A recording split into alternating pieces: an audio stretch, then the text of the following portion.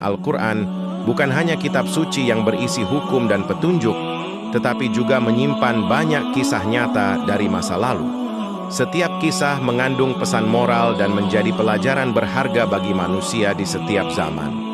Pertama, kisah Nabi Adam alaihissalam mengajarkan bahwa manusia bisa melakukan kesalahan, tetapi ampunan Allah selalu terbuka bagi siapapun yang mau bertaubat dengan tulus.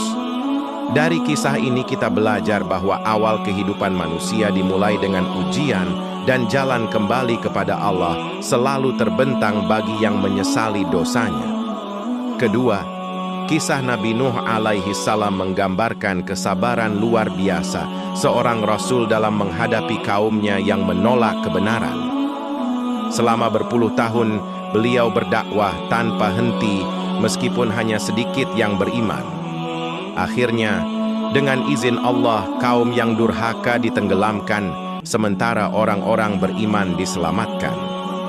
Ketiga, kisah Nabi Ibrahim alaihi salam mengajarkan keikhlasan, keteguhan iman, dan kepatuhan total kepada perintah Allah, bahkan ketika harus mengorbankan sesuatu yang paling dicintai. Dari beliau kita belajar makna sejati dari keimanan dan penyerahan diri sepenuhnya kepada Sang Pencipta. Keempat, kisah Nabi Yusuf alaihi salam menunjukkan arti kesabaran, kejujuran, dan kekuatan memaafkan di tengah penderitaan. Ia difitnah, dijebloskan ke penjara, dan dijauhkan dari keluarga, tetapi tidak pernah berputus asa. Ketika akhirnya ditinggikan derajatnya, ia tetap rendah hati dan penuh kasih.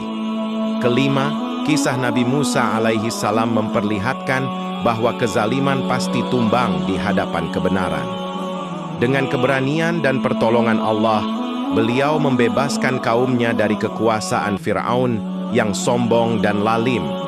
Semua kisah ini bukan sekadar cerita masa lalu, tetapi bukti nyata akan kekuasaan Allah. Al-Quran menegaskan bahwa siapapun yang beriman, sabar, dan berpegang teguh pada kebenaran akan selalu ditinggikan derajatnya oleh Allah.